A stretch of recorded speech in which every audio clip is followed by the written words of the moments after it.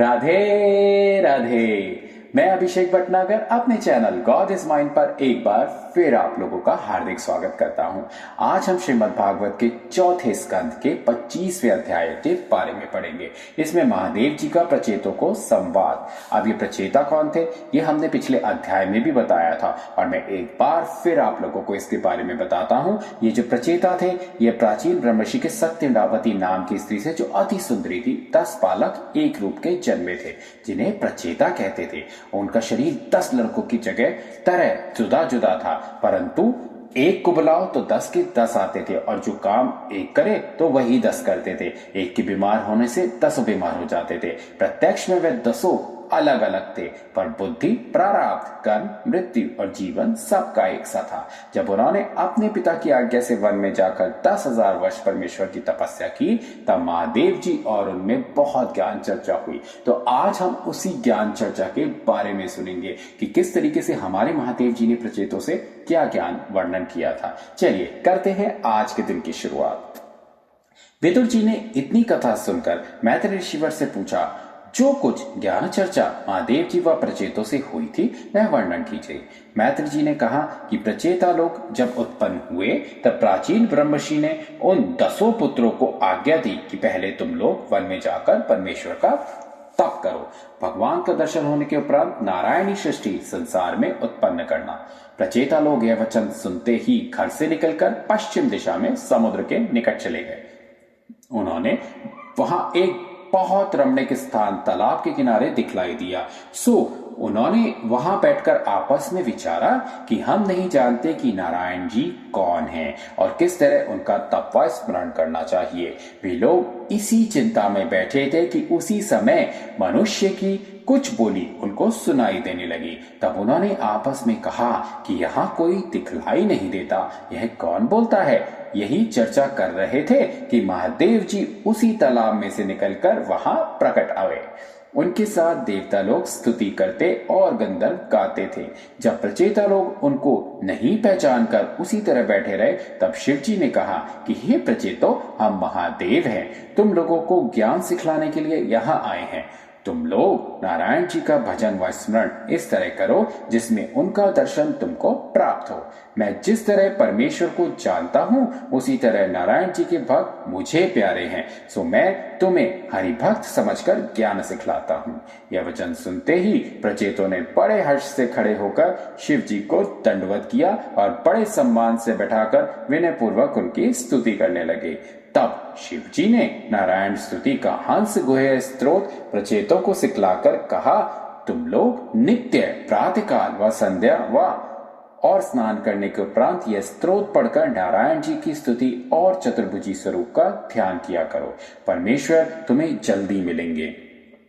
हे प्रचेतो, मैं हरि भक्तों और ज्ञानियों का दर्शन किया करता हूँ। जो लोग अपने अज्ञान से परमेश्वर के भजन व स्मरण में चाहना नहीं रखते उनको ज्ञान सिखलाकर 100 जन्म तक कृतार्थ कर देता हूँ।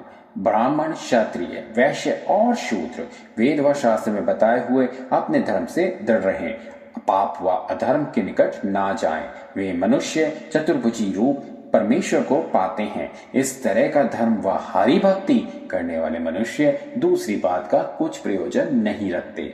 महादेव जी प्रचेतों को यह ज्ञान सिखलाकर कैलाश को चले गए। 26वां अध्याय। नारद जी का प्रचेतों के पिता प्राचीन ब्रह्मर्षि से भेंट करना। साधन यज्ञ अनेक से सरे न एको काम, बिना बति भक्ति भगवंत की जीव न लह विश्राम।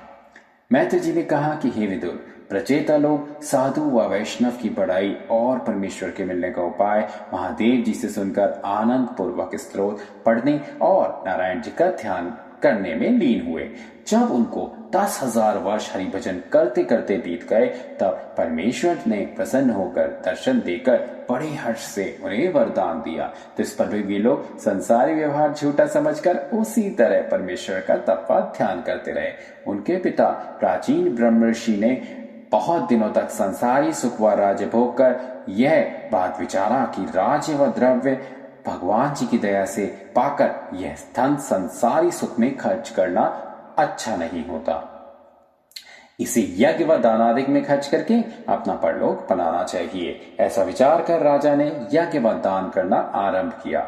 शास्त्रानुसार जिन जिन स्थानों पर यज्ञ करना उचित था वहां यज्ञ किए, पर राजा का मन विरक्त ना हुआ। इंद्रलोक व स्वर्ग के सुख की चाहना रखता था। उसका यह हाल देखकर नारद जी ने विचार किया कि राजा की आयु यज्ञ करते करते बीती जाती है, पर केवल यज्ञ करने से इसका परलोक नहीं बनेगा। यह राजा धर्मात्मा पृथु के कुल में उत्पन्न हुआ है, इसलिए कुछ ज्ञान सिखलाकर इसे भवसागर पार उतारना चाहिए। यह विचार कर नारद मुनि मृत्युलोक में राजा के पास आए। उन्हें देखते ही राजा ने बड़े हर्ष से दंडवत किया और आदर भाव से बैठाकर हाथ जोड़कर विनय किया। महाराज, मेरा भाग्य उदय हुआ जो आप ऐसे महात्मा पुरुष ने कृपा करके मुझे दर्शन दिया। नारद जी बोले, हंसकर बोले, हे राजन, सच बात है, तेरा बड़ा भाग्य था जो तू मनुष्य तनु पाकर भरतखंड का राजा हुआ। तुमने इस भरतखंड कर्मभूमि के में यज्ञ आदि बहुत धर्म कर्म किए। जहां जाने की इच्छा करके चले उस ठिकाने पर पहुंचना चाहिए। कदाचित चलते चलते मार्ग में आयु पूरी हो जाए और अपने स्थान पर ना पहुंचे तो उस मार्ग पर चलने से थकने के सिवा क्या लाभ होगा। नारद जी का यह वचन सुनते ही राजा ने बड़े आश्चर्य से मन में कहा कि वेद व पुराण में यज्ञ और दान करने का बड़ा पुण्य वर्णन किया है, उससे अधिक दूसरा धर्म नहीं लिखा है। और नारद जी ऐसा कहते हैं, इसका क्या भेद है। राजा यह बात विचार कर चिंता करने लगे। 27वां अध्याय, राजा प्राचीन ब्रह्मर्षि का उन जीवों का स्वरूप देखना जिनको मारकर यज्ञ में हवन किया था। नारद जी ने राजा के मन की बात अपने ज्ञान से समझकर विचार किया कि जब तक राजा को कुछ डर ना दिखाएंगे तब तक उसका मन यज्ञ करने की तरफ से नहीं फिर सकता। ऐसा विचार कर नारद मुनि ने अपने योग बल से जितने पशु राजा ने यज्ञ में मारे थे उन सबों को आकाश में राजा के सामने लाकर खड़ा कर दिया।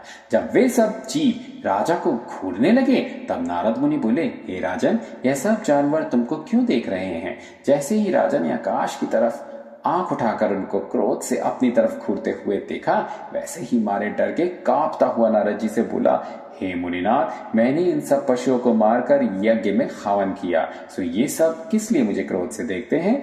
आप कृपा करके इसका कारण बतलाइए जिसमें मेरा डर व संदेह छूट जाए। यह वचन सुनकर नारद जी बोले, हे राजन, जिस तरह तुमने इन जीवों को मारकर यज्ञ में हवन किया उसी तरह तुमको भी ये सब पशु एक एक जन्म में मारकर अपना बदला लेंगे।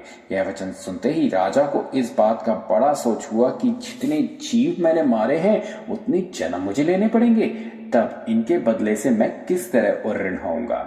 मुझसे बड़ी चूक हुई जो इतने जीवों को मारकर हवन किया। ऐसा विचार कर राजा बोला, महाराज, जितने पंडित, उपरोहित और मंत्री लोग मेरे यहाँ हैं, सबने मुझको यह मत दिया था कि यज्ञ करने से उत्तम दूसरा धर्म नहीं है, और आप मुझे इसमें डर दिखलाते हैं, इसका कारण कहिए। उस समय राजा के निकट एक पिंजरे में मैना और एक पिंजरे में तोते को देखकर नारद जी बोले, हे राजन, यह तोता मैना से बारंबार कहता है कि तू मुझको इस पिंजरे से निकाल दे तो मैं बंदी से छूटकर वन में पक्षियों की तरह विहार करूं।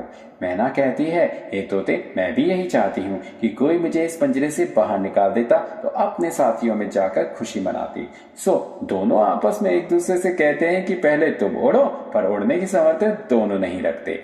बात सुनकर राजा बोला, हे मुनिनाथ, यह तो दोनों पिंजरे में बंद हैं, एक दूसरे को कैसे निकाल पाएंगे।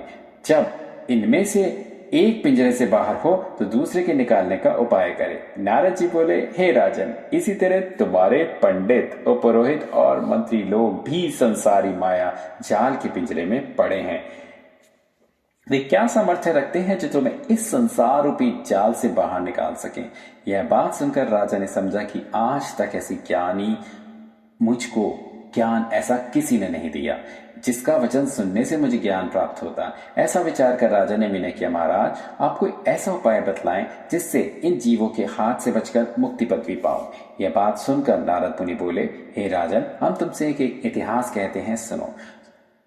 एक पुरंजन नाम का राजा अपने मित्र अविज्ञात से बड़ी प्रीति रखता था। किसी दूसरे को यह बात नहीं मालूम थी। अविज्ञात सब तरह से राजा के खाने, पहनने और सुख व आराम की सुधि लेता था।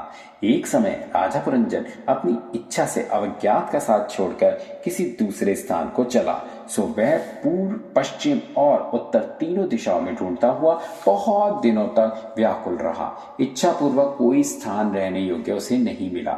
जब वह दक्षिण दिशा में पहुंचा तब एक मकान किले के समान बहुत अच्छा 9 दरवाजे का दिखलाई दिया।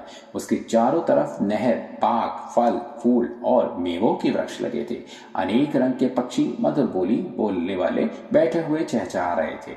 वहां सब तरह का सुख देखकर राजा पुरंजन उस मकान में रहने की इच्छा से भीतर चला। द्वार पर पहुंचकर उसने क्या देखा कि एक युवती स्त्री महासुंदरी अनेक प्रकार के भूषण व वस्त्र धारण किए वहां टहल रही है और 10 सहेलियां उसके साथ हैं। उससे थोड़ी दूर आगे एक सांप 5 फण का दरवाजे पर बैठा हुआ दिखलाई दिया। राजा पुरंजन उस स्त्री को देखते ही उसके रूप पर मोहित हो गया। इस तरह हमारा 27वां अध्याय आज समाप्त होता है। इस कहानी को हम यहीं पर समाप्त करते हैं और बाकी की कथा हम कल सुनाएंगे, ताकि आप आए और देखें कि किस तरीके से हम पुरंजन की कथा सुनाते हैं, क्योंकि पुरंजन की कथा सुनने से आपको बहुत ज्ञान मिलने वाला है। उसमें बहुत ज्ञान की बातें हैं जो नारद जी कल सुनाने वाले हैं। तो आइए करते हैं आज के दिन की शुरुआत एक बार फिर राधे राधे के नाम के साथ। राधे राधे।